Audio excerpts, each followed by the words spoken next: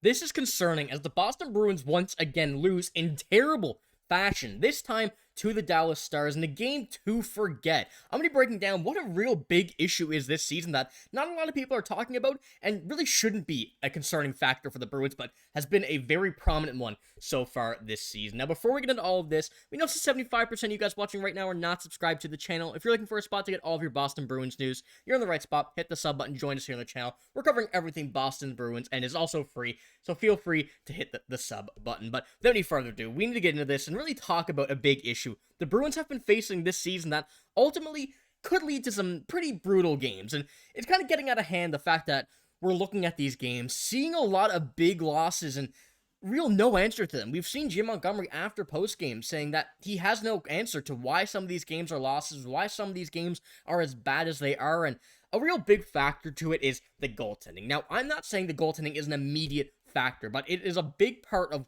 the way the Bruins are losing these games, a big part of the path and the process that these games are going by that ultimately result in some pretty brutal losses. And I do want to head into our first screenshot here. And this comes really in a big factor with last night as well. Swayman allowed 7 goals on 38 shots, which equates to an .816 save percentage on the night. Overall, with the Bruins, they did not play well in front of them. There's no denying that Swayman had a bad night. In fact, the 7 goals Swayman gave up are now a new career high for the Anchorage, Alaska native. And the fact that we're seeing 7 goals against Jeremy Swayman, $66 million for 8 years, what we've seen last year, this is not Jeremy Swayman, but it really does go to show as well how bad the team has been in front of him in all of these opportunities where we do see Swayman even just need to make a few saves. And a goalie can't do it all. I'm a big believer in that. I'm a big believer in as long as the goalie makes the first save, it's their job is done. The defense should be the ones getting the puck out, clearing it out if there is a rebound anywhere in front of the net. And obviously, you know there's bad bounces, and the Bruins have had quite a few of those this year, but Swayman's really had no help in front of him, and Swayman hasn't been too much of a help in front of the team either. And that's a big part that we really hoped we weren't going to see after the contract negotiations, after the signings. And we're starting to see a lot of people come out and say, Swayman's contract is not worth it. We all said that Swayman's contract was too much, and whatever they're saying, you know, that may be true and whatnot, but this is not an immediate impact of the way he's been playing either. He could be playing much better, and people would still say that just because he has one bad game here or there. But the fact that we're kind of seeing a lot of repeating games, a lot of games that we've been noticing some saves that should have been made, and some Swayman opportunities that really haven't been the Swayman that we know and that we've seen before. And I think the big factor still is that he did not have a preseason. And in my mind, I'm still banking on that. I'm still hoping that is the answer. That's the reason why we're seeing this, that he's still in his preseason phase. Now, it is getting pretty late, and 16 games started or 13 games played and started for Swayman at this point.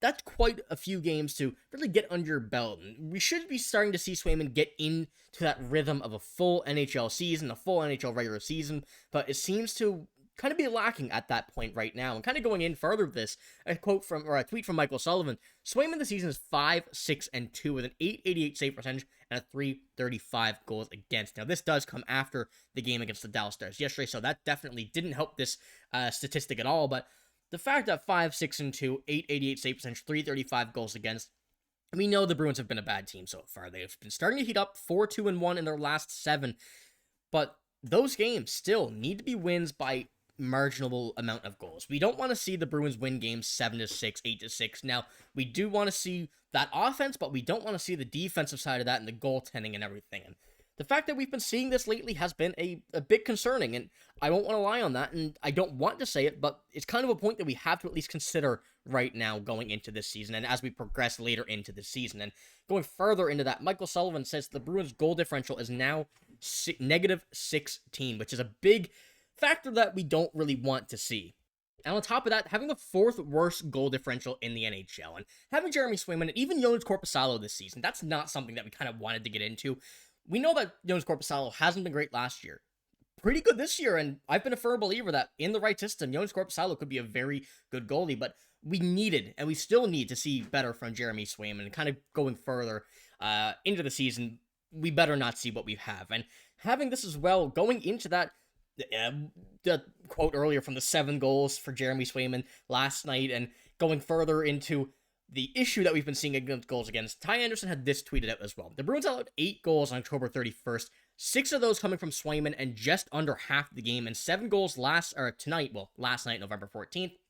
It's the first time the Bruins have allowed at least 7 goals twice in a 15-day span since they allowed 10 goals to the Capitals and 8 goals to the Maple Leafs 3 days later on March 3rd and March 6th, 2008.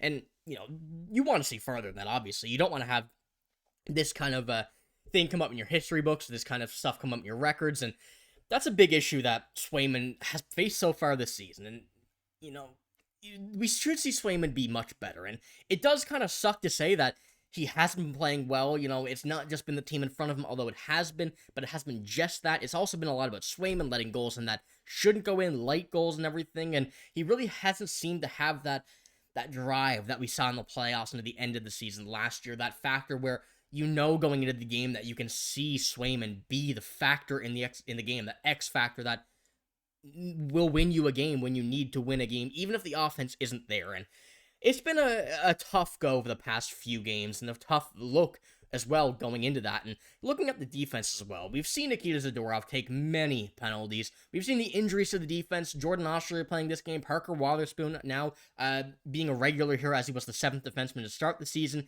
There have been a few issues on defense as well, which need to stop, but it seems like the defense has been kind of getting cleaned up a little bit. And we're kind of happy to say that. We're happy to see that Zadorov's taking less penalties, throwing some bodies last night, which is what we wanted to see him. And the injuries to the defense and the injuries to the team in general have not helped. So it does kind of just go down a ladder of issues that we've seen from the top of the team to the bottom to your best player on the forward to your goaltender to your coaching staff.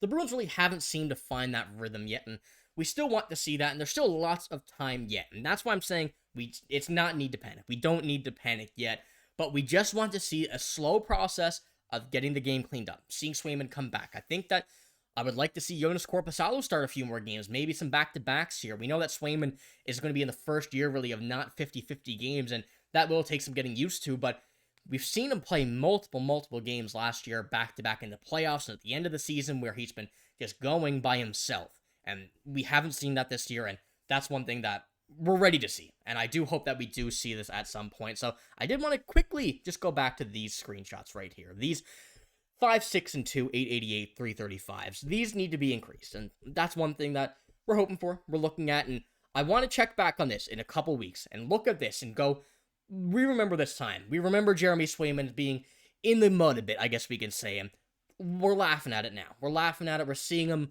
I know this might be a bit extreme, but 25, 6, and 2, though, something along the lines of that. We want to see that as Bruins fans, back to the Jeremy Swayman, who's always excited to get the win and whatnot, and we're waiting for it. I'm confident we can get back to that point, and I'm excited to see us get back to that point, because I know the Bruins are going to turn this around, and we want to get this where we want to be. So, still lots of time, as I mentioned, but that's all I got in this video. Let me know what you think about the goaltending as well. The goaltending, the defense, everything that's really leading to the issues that we've seen on this Bruins team. And do you think that the goaltending is the main problem, or do you think it's the defense and the people in front of him? But, like I said, that's all I got. Thank you for watching. Hope you have a great day. See you later.